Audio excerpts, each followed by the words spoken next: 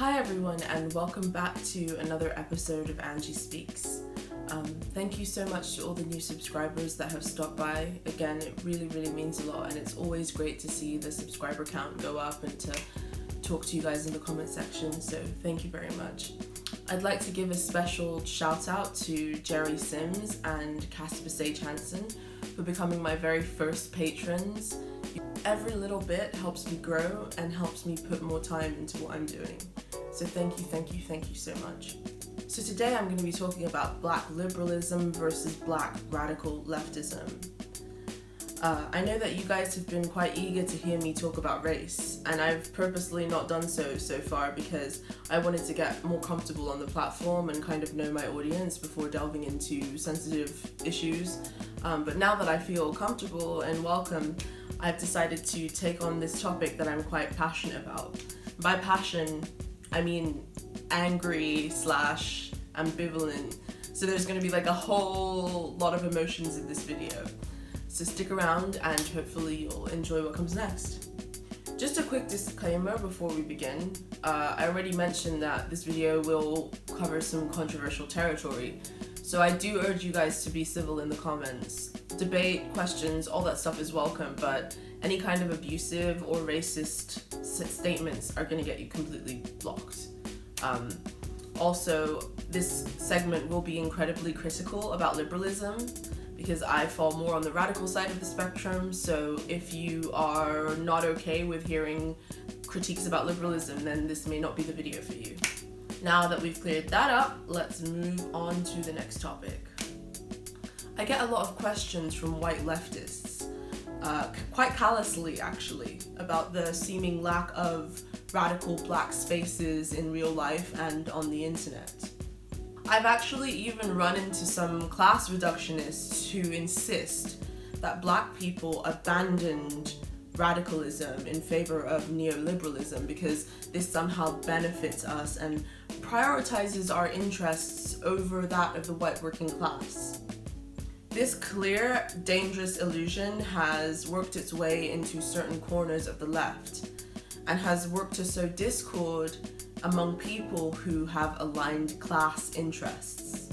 The short answer to this question is that radicalism has been completely snuffed out of the black community by the state, because to be black and to be radical is probably the most dangerous thing you can be in this society. We all know that leftists have always suffered harassment, surveillance, and even murder at the hands of the state.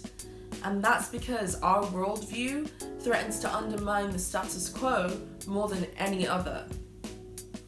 The threat to the state doubles when you are black. And as we will see, the state wastes absolutely no time in stamping out waves of black radicalism and steering black consciousness to more palatable places.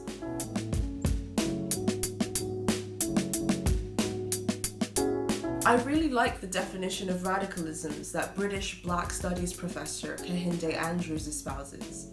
Kehinde espouses that radicalism and extremism are often conflated within public discourse, even though they're actually opposites of each other.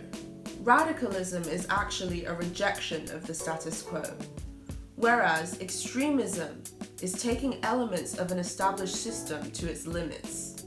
The use of the word radical in our current culture is typically employed to describe extremists, which has distorted the view of the word in the public imagination. Whenever a person is branded a radical, it immediately disqualifies them from the cultural conversation, because there is a huge limit on the ideas that are considered palatable within liberal democracy. Our society treats radicals like extremists, and radicals often suffer tremendous amounts of psychological and physical abuse for daring to question or reject the status quo. The state has created an almost panopticon-like society where radical ideas are policed not only by the state but also by public citizens through social alienation and ostracization.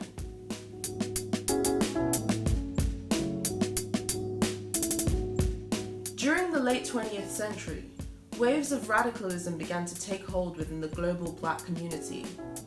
Colonial hegemonies were called into question, African independence movements began to form, and many of them had strong anti-capitalist, pro-socialist leanings. Black people in Europe and America began to demand civil rights, challenge white supremacy, and demand fair labor practices. So during this period, there was a strong undercurrent of black leftist politics taking hold within the black community around the world. Patrice Lumumba served as the first Prime Minister of the independent Democratic Congo after the country gained its independence. Lumumba was a socialist leader who waged an anti-imperialist campaign and had plans to revolutionize the Congo and create the first African socialist state. In France, Marxist philosopher and psychiatrist Frantz Fanon greatly contributed to the anti-capitalist, anti-colonial narrative that was forming within black consciousness, and his writings went on to inspire many different black anti-capitalist and labor movements. Anarchist and socialist movements began springing up around Africa, and radical ideas began to spread through the diaspora that highlighted the strong links between capitalism and the global subjugation of African people. The Black Panther Party, both in the US and the UK, implemented socialist praxis, mutual aid, and direct action against the state and police. Malcolm X also had a strong radical pan-African anti-capitalist message, and although moderate whites and liberals attempted to neuter and water down his ideas, Martin Luther King also espoused socialist ideas and fought to uplift the working class.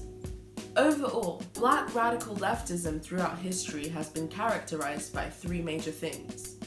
Number one, a strong and immovable anti-capitalist worldview.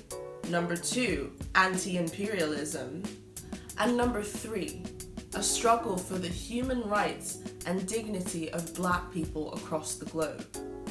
Black radical leftists were concerned with overturning oppressive systems and not vying for representation within those oppressive systems. They were not under the illusion that inclusion and diversity and success under capitalism would somehow undo hundreds of years of violence and exploitation. The most controversial element and the most threatening paradigm to the state was the anti-capitalism within black radical thought. This is because the racial character of capitalism has been heavily abstracted within the prevailing historical narrative. In fact, capitalism would not have been possible to implement without the centuries of free labor and exploitation of Africans that allowed it to flourish. Black people becoming radicalized poses a huge threat to the status quo. The state has worked tirelessly to snuff radical politics out of the black community through violence, surveillance, and even murder.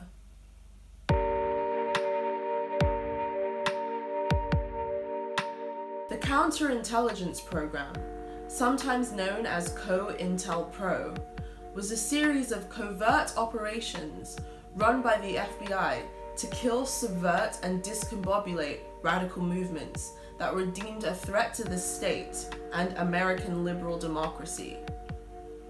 The program aggressively targeted and even killed members of the Black Panther Party and waged surveillance and intimidation campaigns against activists and black leaders. The FBI also coordinated with local police in order to carry out their campaign of murder and harassment. Many black radicals during the 60s and 70s died at the hands of the state or fled to places like Cuba to avoid death and torture. The FBI also infiltrated radical movements using informants who would pose as members, spy, release sensitive information, and create discord and confusion within the ranks of black leftist movements. Wiretapping, blackmail, and public humiliation were also used as tactics by the FBI to neutralize these movements. Across the pond in Europe, organizations like MI6, at the behest of the British establishment, were responsible for the murder and assassination of many different socialist African leaders. This included Patrice Lumumba. This was done to secure European post-colonial control over the continent and its resources. The British Black Panther Party was also heavily censored and prosecuted by the British state, and many of its members were also brutalized by the police. The pushback against black radical leftist movements was intensely violent, and many brave men and women lost their lives for daring to challenge the state, white supremacy, and oppressive mechanisms of capitalism. These acts of pure evil were done openly to send a clear message to the black community about who is in charge. These acts of open terrorism by the state were also done to set the limits on the consciousness of black people and limit the ideas they were able to expose themselves to. Many of the survivors of these movements were forced to retreat into hiding and obscurity, like Assata Shakur, who managed to seek asylum in Cuba after being brutalized and assaulted in prison. There were deep fears within the establishment about the spread of communism and leftist ideas within the black community, and they employed the most dubious tactics to ensure that this failed. In the light of King's powerful demagogic speech, we must mark him now, if we have not done so before, as the most dangerous Negro to the future of this nation, from the standpoint of communism, the Negro, and national security.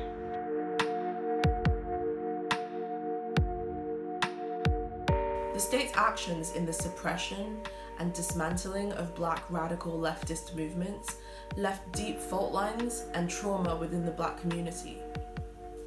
The consciousness that many had fought hard to radicalize had now fallen by the wayside as the global African community entered a new dark age of neoliberalism. Western Marxism and other leftist movements' inability to understand and integrate the movements of African people and the diaspora also contributed to this disillusionment. White leftist movements at the time had no solid foundation of anti-racist and anti-colonial critique, and often used black radicals as tools and rhetorical devices. I know that some people will make arguments about the IWW and how they included black workers, or certain other Marxist movements included black workers, but there was no deep critique about the exploitation of African workers on the continent, number one, and Africans within these organizations were often marginalized.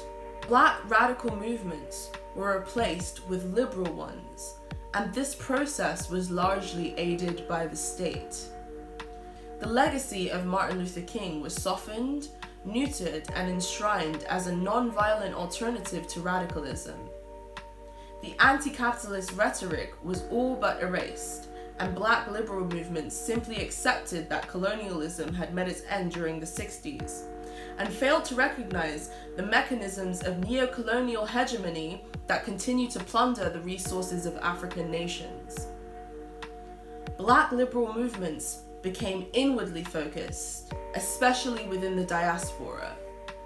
All political ties to the movements on the African continent were severed.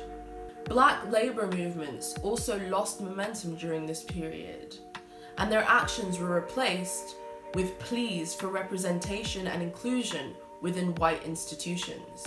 These liberal movements had very little anti-capitalist sentiment, if any at all. The revolutionary energy that once threatened to overhaul society had now simmered down, and reformism took its place. Black liberal movements were not concerned with overturning oppressive institutions. They were more concerned with fighting for representation and inclusion within those oppressive systems. Throughout the late 20th and early 21st centuries, liberal reformism had taken hold within the black community, and radical leftism had been all but stamped out. The black radicals of the past had become a cultural caricature, often portrayed as unhinged zealots and troublemakers. The black neoliberal had now taken its place as the responsible, respectable, palatable route to societal change. They believe that representation and diversity will allow black individuals to reach the halls of power, and this will somehow have a trickle-down effect to the poor and working class. Black liberals value optics over systemic change. They equate seeing black faces in positions of power with progress and societal evolution. They want inclusion more than they want justice. Black liberals are bent on the creation of a new black bourgeoisie. Class inequality is seen as a natural part of society to the black liberal, and I believe that they are secretly resentful that they are unable to benefit from capitalism in the same way white people can.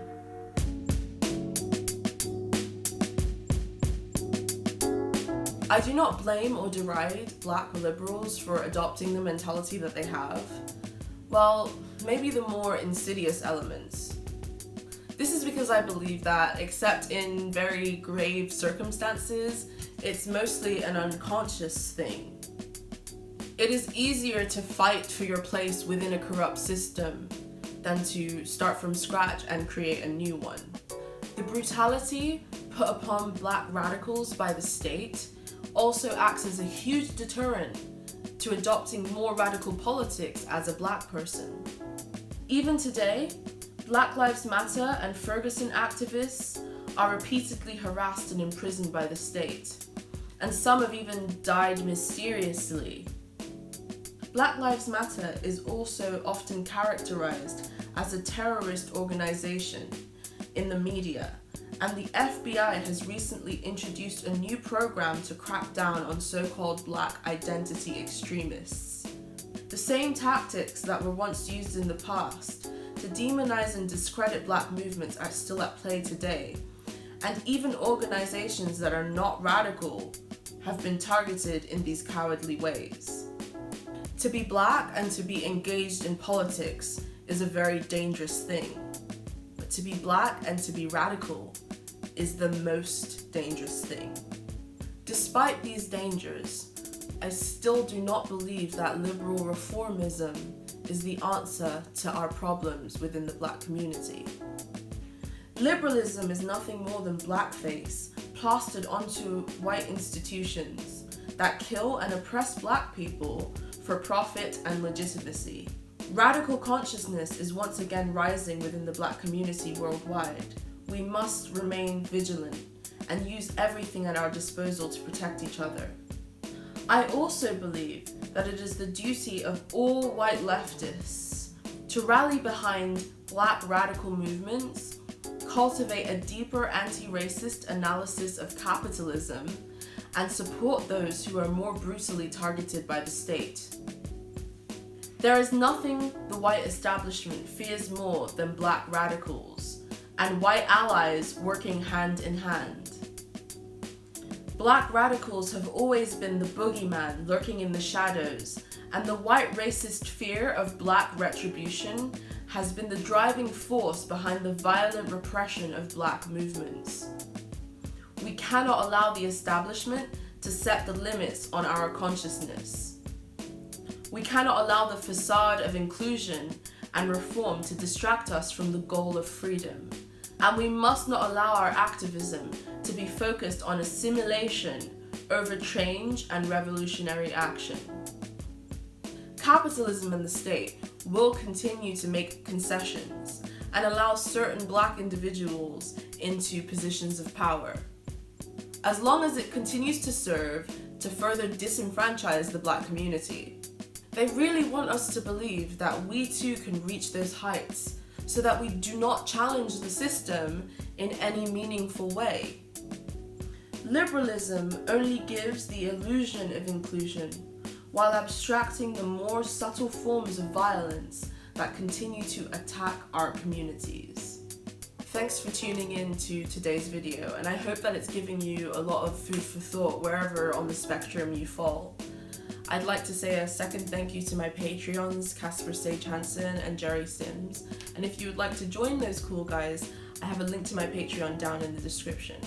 I also have a PayPal for one-off donations. So if you would like to support the channel and enable me to continue to make videos at a steady pace and also like eat and not die, please consider becoming my Patreon today. Feel free to come and follow me on Twitter at Angie Speaks. I have a link to it in the description. Like, subscribe, do all those things because it really, really helps out the channel. We're currently just over 500 subscribers now, and hopefully we'll see that grow as time progresses. Next week, there will be a new roundup podcast where we'll talk about the 3 subjects that I've spoken about in previous videos. So tune into that if you're able. Thanks so much and see you later.